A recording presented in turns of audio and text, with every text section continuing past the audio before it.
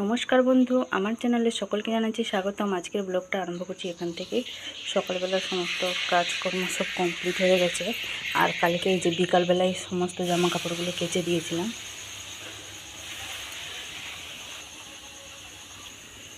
এই যে সব কেচেই শুকনো করে দিয়েছিলাম যাতে সকালবেলা কাচতে না হয়। কাচার আছে মানে শুধু সোনু স্কুল ড্রেস। এখন আমি সোনুকে নিয়ে যাব হচ্ছে আঁকার ড্রয়িং ক্লাসে। ওই যে ওখানেও কলতলায় বসে ব্রাশ করছে, যেহেতু বাইরেটা অনেকটাই রোদ।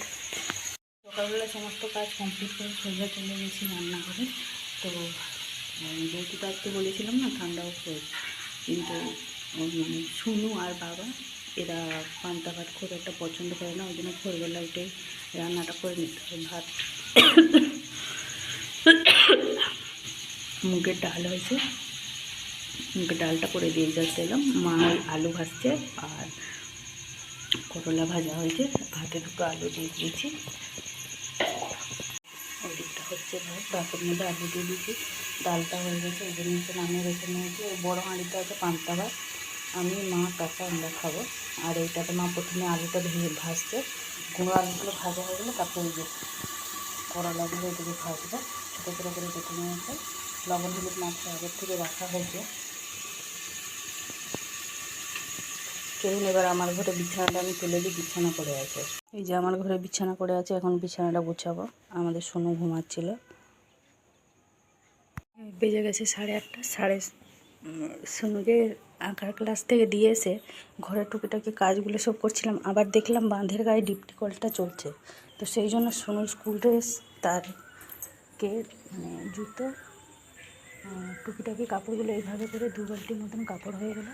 সেই জন্য ভাবলাম প্রথমে বের করেছিলাম কলেই কাচবো জল ভর্তি করে, তারপরে দেখলাম ডিপটি কল চলছে, ওই জন্য কাপড় জামাগুলো সব কেচে নিয়ে এসে ছাদে শুকনো দিয়ে দিয়েছি।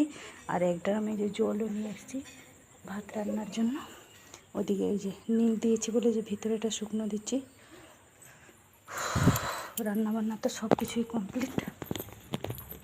ভেজে নিয়েছি রসুন, পেঁয়াজ, কাঁচা লঙ্কা। ওই আলু ভাতেটা দিয়েছিলাম মাখাবো বলে। যে গুঁড়ো আলু ভাজা, এদিকে আছে এই যে উচ্ছে ভাজা, আর তো মুগের ডাল হয়েছে বললাম। এই যে মুগের ডাল, রান্নাবান্না সব কিছু কমপ্লিট। এই যে বেজে গেছে 9:30। এই জাস্ট চান ফান করে ঠাকুরকে জল ফল দিয়ে এই যে বসে আছি। আর বাইরে যে সমস্ত কাপড় চোপড়গুলো শুকনো ছিল তাকে এখানে ঘরের ভিতরে নিয়ে এসেছি। 9:45টার দিকে করে শুনুকে আনতে যাব আঁকার ক্লাস থেকে। দুটো মুড়ি খাবো আলু তরকারি দিয়ে। তো মাকে দোকানে পাঠিয়েছি, একটুখানি বললাম যে সেই বড়ো ছোলাগুলো নিয়ে আসতে, সেই কাবলি ছোলাগুলো ওইগুলো নিয়ে আসতে। তো রাত্রিবেলা চানা মশলা করবো, রুটি হবে। মা গেছে ওই জন্য দোকানে, মা দোকান থেকে এলে তারপরে খাবো মুড়ি। 2:45 বাজে, খাওয়া দাওয়া সমস্ত কমপ্লিট। কাল পুরো মাপে মুপে একদম চালটা নিয়েছিলাম, সেই জন্য পান্তা ভাত বেশি হয়নি। সব শুকনো দুটো খেয়েছে, খেয়ে ঘুমিয়ে পড়েছে। মায়ের ঘরে টিভি দেখছিল, টিভি দেখতে দেখতে ঘুমিয়ে পড়েছে। এদিকে এই জাটাটা মাখিয়ে রেখে দিয়েছি, আর এই যে ছোটোগুলো ভিজিয়ে দিয়েছি চানা মশলা করবো বলে। থাক, নাচের ক্লাস আছে আজকে 4:30টার সময়, গরমের জন্য 4:30 করেছে। 3:45 দিক করে সোনুকে ডাকবো। বাসনগুলো মেজে মুজে রেখে দিয়েছি, এখন যাবো ঘরে একটুখানি বসবো।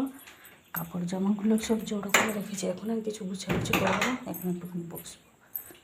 কাপড় জামাগুলো সব ছাদ থেকে তুলে এনে জড়ো করে রেখে দিয়েছি, পরে ভাঁজ করে রাখবো। ঘর দূরের অবস্থা দেখুন, ছড়িয়ে ছিটিয়ে সব।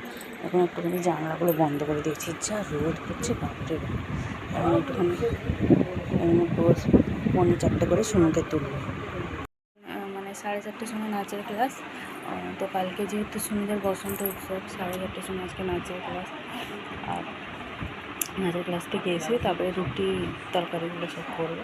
সেদ্ধ ফেতার করে রেখে যাবো না, এলেই করবো। এখন একটুখানি বসবো। যে 4:45 বাজে, এবার সোনুকে ডাকবো, ওকে ডেকে এবার তুলবো ঘুম থেকে। তখন একবার ডেকে দিয়ে এলাম, কাপড় জামাগুলো সব থাক, তুলে গুছাবো। এবার ওকে তুলে দিই। এই তো বেজে গেছে 6টা, চলে এসেছি নাচের ক্লাস থেকে। সোনু এখানে এই যে বসে আছে পাখার হাওয়াতে। কি গরম লাগছে। আজকে খুব একটা দেরি হয়নি, যেহেতু তো বসন্ত উৎসবের ফাংশনের গানগুলো হলো দুটো, ওই জন্য তাড়াতাড়ি হয়ে গেছে।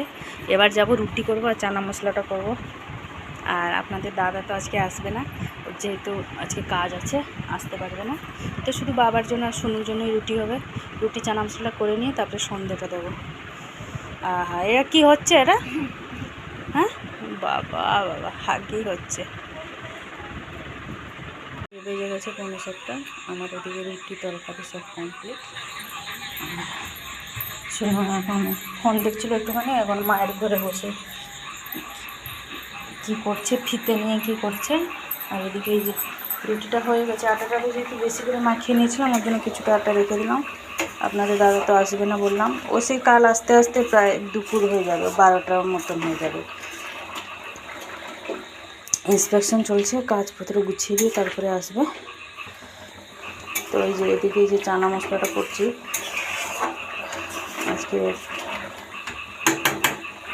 ভিজাতে তো হয়ে গেছে, করে রেখে দিয়েছি, বাকি সেই আটাটা রেখে দেবো ফ্রিজে।